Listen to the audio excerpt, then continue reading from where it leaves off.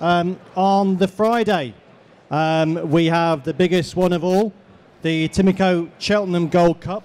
If we go through some of the big boys in this one, first of all, Keel's Might Bite, tremendously talented, unbeaten this season, but has had 2 runs at Cheltenham on the new course, and on both occasions he's jumped the last obstacle, a fly and then a chase, and then he's down tools, veered, and Nicky Henson says he couldn't guarantee what the horse will do from the final fence onwards. How confident could you be that Might Bite will get from the final fence to the winning line as quick as he possibly could?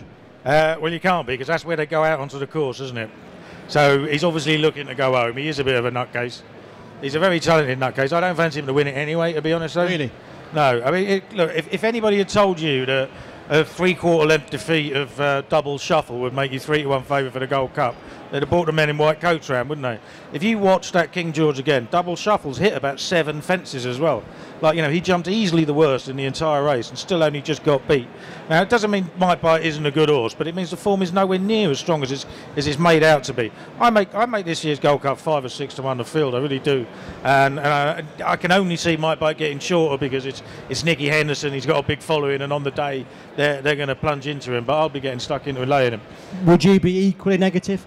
Yeah, I don't think he deserves to be the price he is at all. He's that price by default completely. And if you go back to the King George, like Bristol de Mai, Whisper and Fox Norton, they were all beaten with at least 6 furlongs, a mile to go. Like, I've never seen a race where so many fancied horses were completely gone so early. It was extraordinary to watch. Like, yeah, and they didn't even go that fast. So I think it is really open.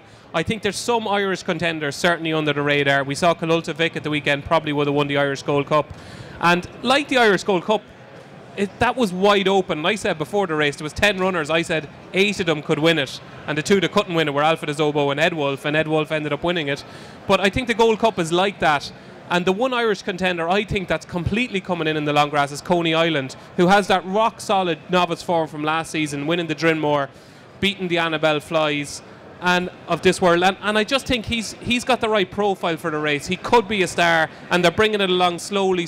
He won at Ascot. I thought he was reasonably impressive at Ascot. He did what he had to do, but I think he has a class for the race, and I think he's unexposed, and I think he could be better than we've seen so far. Are we going to get to see him again beforehand? Yeah, I think he's going to run at Ascot. Yeah, the Ascot Chase next weekend. Yeah. What about Sizing John? I mean, he's a horse that we always said never runs a bad race until he ran a bad race. Yeah. Last time. Yeah, the stay-in chases this year have just been so head-scratching. Sizing John never really travelled, never jumped, never looked happy, and it was a shocking run. It's hard to but going into the Cheltenham Gold Cup on the back of that performance, like, it's very hard to be confident that you're going to see the Sizing John that won the Gold Cup last year. He's probably about the right price. Yeah, he is. I mean, there are reasons. There could be reasons for it, though. I mean, the trainer was badly out of form at the time. He was returning very quickly, which he'd not really done before, and he'd had a real hard race against Cheltenham. They really went hard at it. They went fast for a long way out, and he was probably just over the top. So, you know, I'd more than be prepared to forgive him, and given his record round Cheltenham as well, obviously been second and third to Duvan there a couple of times. You know, it'd be no surprise at all if he's bang on form and right up there. I don't actually think it was that good a Gold Cup last year anyway, but he's definitely a player. I'm a big fan of Coney Island, but I missed all the prices, and the price he is now is ludicrous based on what he's done. Really, he's just got too short for me. But and you know, the one that's coming in with the right profile for me is Road to Respect. And, you know, I thought he'd win his first race this season and then be really hard to place because I didn't think he was that good. But he just kept on improving. And a horse that runs career best after career best, proves he stays. Like, you know, he just got delivered in the race. That'd be my worry with him if he's standing. Yeah, he'll get that trip on decent. If it's decent ground, I'd worry if it was soft, but on decent ground he will. What about Native River, who we see for the first time on Saturday?